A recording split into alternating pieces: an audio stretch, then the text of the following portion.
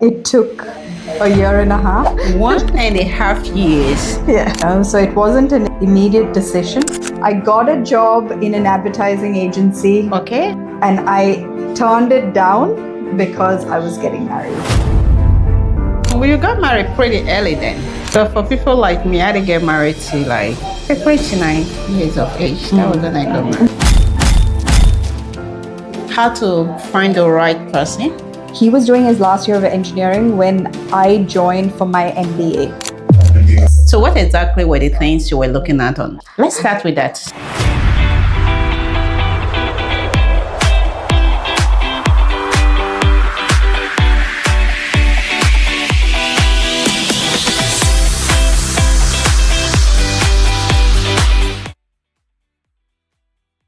How to find the right person that somebody asked on the group chat. Yeah. So what do you think? How did you know that someone was the right person for you? It took a year and a half. Oh, yeah? Yeah. Because I was watching him. The way he like dealt with everything, So it wasn't an immediate decision. It took me 1.5 years. 1.5 years. Yeah. To actually, have that assurance that this is the person for me. Yes. So what exactly were the things you were looking at on, as in him? Like, what you say you were observing? I would say, what is it? I was looking for the fact that he was, one, self-sufficient. Yeah. 2, he had the ability to, it's related to self-sufficiency, like ability to do things on his own, but at the same time, like also how he dealt with like, it could be, probably like money, like how he like how responsible he was. I did, in the sense we were friends. Okay. Friends for about, I would say, a year. Okay. But he used to sit there, talk to like my friends and all, but I used to just sit back and just observe. Observe, yeah. Oh, yeah. That's good. But you said you guys went to school together, didn't you? Same school? Uni. So you guys were friends right from uni days? Yeah. In the sense, I was doing my last year of... He was doing his last year of engineering when I joined for my MBA. But he was in his last year of engineering when I joined. So he had only that 1 year with me. Yeah. And that the rest of that, the next half year was... I think he had... No, he hadn't come to Australia then. He was still in India. Wow.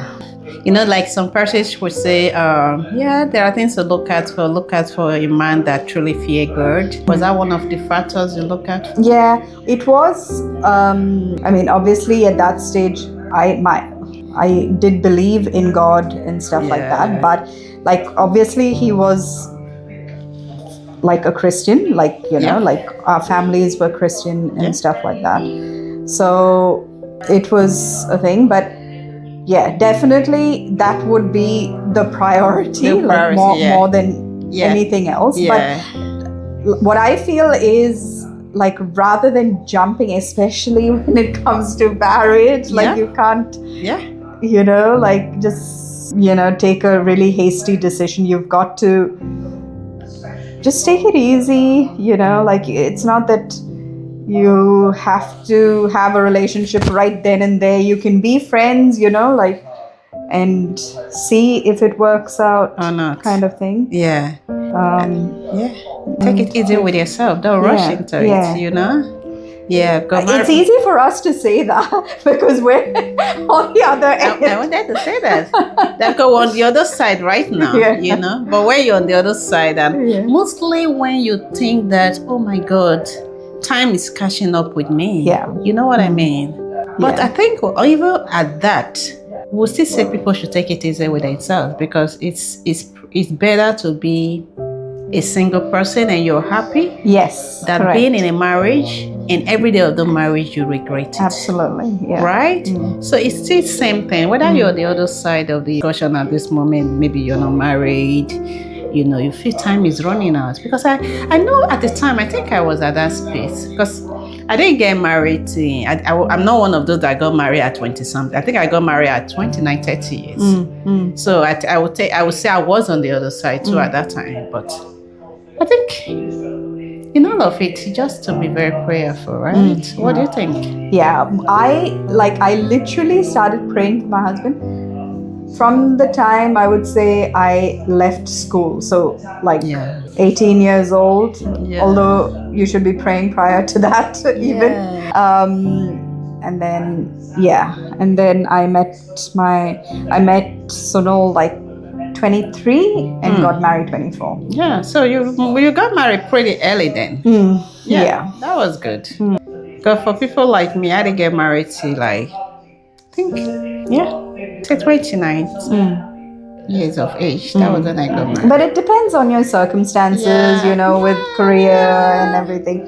For me, it was literally, I was going to start, I got a job in an advertising agency. Okay.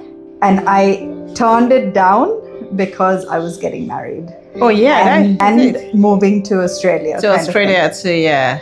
You know, for me, I think you have to go to school, you finish school. But that was then, really. But even some of my classmates then, they got married very early. Like one of my friends today, she got married very early. So it depends. Yeah. Maybe you find yourself in a good relationship quite early. Why not? But I think the primary thing is to be, I think for me, I would say having a peace of mind. All right. Yes, absolutely. Yes. When it is the right person, and that is something you need to pray for as well. Like God shows you, and that peace of mind is the key, literally. Thank you. Yes. That absolutely. Peace of mind for me, no matter every other thing that will be happening, you just have this peace at heart. You know, when this person is around, when you think about the person, not that he's a perfect person anyway. Nobody's perfect, right? Yeah, but at least there's this peace that just tells you that, man, I think I'm in the right place. You know what I mean? Yeah. And one thing I observed too, when you are getting to that space of trying to really, you know, this whole thing, for me, I see them as very spiritual because the nature have a way of now pushing so many of these guys to you, because at least, I think, you know what I mean? Like, sometimes I just relate it, you know, when you search for something on your phone now, you go to Google and search for something. And the next thing you go to Facebook or anywhere, those are the things that will just be pumping up like Yeah. I don't know, have you observed it? No, it is a fact. Right? So like from your browsing history, Google and Facebook like take the prompts. Yeah. And that's the information they use, like who uses Google and Facebook uses to get businesses on board to advertise, basically. So they have all that information as to who is interested in what, and businesses pay Google and Facebook to get that information so that they can push their ads to the right people. Okay, so but how does that relate? Because I observed that for me, I think I'm talking about my own experience. When I was at that space of trying to settle in or settle down, when it's like it was a thought, it was a prayer point at the time. You know, I'd finished school, I'd finished my youth service. I've started working for some years in the banking sector, so I just felt, this is the time for me to actually, this is one thing that is missing at this moment, having the right person. And I think once that thought start prompting in like that, you start seeing so many of these guys just approaching you, you know. So those are the moments you really need the spirit of discernment. You really need to be very prayerful. It just takes the grace of God for you to really know, understand that this is the right person. And I think the key is the peace of mind. The peace of mind too. Yeah. And as much as possible, try and abstain yourself too from sex, because that can be very deceptive too. Yes. Yeah. Somebody said that be very careful not to, you know, tie emotions to everything. It'll skew everything. Yeah. You know, it becomes too messy. And God knows that, and like literally the Bible is exactly like what is good for you and what isn't on a very practical level. You don't even have to go into like the ethics or the morality or anything. It's just what is good for you as a human being. God knows. He knows it all. And So I think as much as possible you pray for the spirit of obedience also, because it can be difficult also. Anyway, there's on the other side too, because once emotions are too tied together, it takes the grace of God to actually abstain. So it has to be defined. I think that was one of those things to be defined, because mostly where you are above 30, I think you should define the kind of relationship you want. Set your values straight. Know your non-negotiables, right? Did you do all that? And then, yes, absolutely. Yeah. That was a thing. And obviously, you will know also for the fact whether it's the person or not, for the fact that whether he respects that, your values or not. Obviously if he doesn't respect that, then he's not the person for you. He's not the person for you. That is the truth. That is one strong signal to just know that. And one mistake too that I think we should not overlook is this mindset of saying, oh, there's something you truly know you don't like in this person. You know what I mean? Nobody's asking for a perfect person. You know what I mean? But you just know that there are some things you cannot, that are your non-negotiables. You're saying it and you feel that, oh, maybe with time this person will change. With time this person will change. And it happens that, come on, people don't change easily, right? You can't change anybody. Yeah. I was actually listening to what part I said, who are you for somebody to change for? Sorry? I said I was listening to one of those pastors and it was like, who are you to say someone should change for you? Change for you. Yeah, that's it. You know what I mean? Yeah. You like, unless God brings about the change, like you can't, you can tell the person over and over again, but that's not going to make any difference in their lives, unless God makes them change kind of thing. So it's a bit pointless really thinking that somebody can just change because you feel the person says he loves you. People change, let's not get it twisted, but it's not you that changes them. Then exactly. No. Yeah. It's one, pray that's why I think we always say try as much as possible to go for someone that truly loves God. Because if you truly love God, you will see reasons to truly want to change and be better for himself. And it's not like, I think it's all, well, you can't say, well, obviously 100% yes, like a person who loves God, because everyone does make mistakes, but that fear of God is going to, like always direct the person in the right way, kind of thing. Whereas if there's no fear of God, you have no idea as to what is going on. It's very difficult because even when the fear of God is there, we still make mistakes. When there is no fear of God, then just tell me. Exactly. What is the benchmark? Where is the benchmark? The person just tells you do what you like doing. Are you happy with it? Yeah, then go ahead. Whether it's okay or not, so long you are happy, just do it. But because of the fear of God, sometimes we understand that it's a no-no for some things. Even if no matter how far you've gone, you tell yourself, no, this is not the right part. I have to. So that is where the grace and the fear of God comes in. Because the question really was like, how do I identify the right person? And how do I, go into a relationship the godly way? So what do you have to say to that?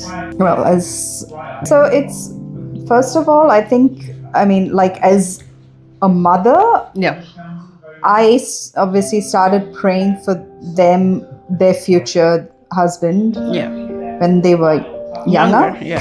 And then I obviously tell them as well that they have to start praying. I think that is the first and foremost, like the first thing you've got to do, because that makes a difference. Prayer makes a difference, I reckon. And then, as you said, it's about them understanding, like before they get into a relationship, their non-negotiables, you know, like their values, yeah. their values, who they are Who in are you? God, you know, like Yeah. where they stand, how God defines them as a human being. And that will like literally give, like in the sense they will understand how to respect themselves. And when they respect themselves, because they are like temple of God, Yeah. that will be it'll come out in the way they behave with whoever they come across, and that will instigate respect like back as or well, in fact, yeah. you know. Yeah. So it's still up boils down to, you know, having the fear of God at heart. Yeah, and I think there's a lot of prayer and time that needs to be you need to put in prior to start looking for the right person, you know. There's a lot of thought also, like, you know, and yeah.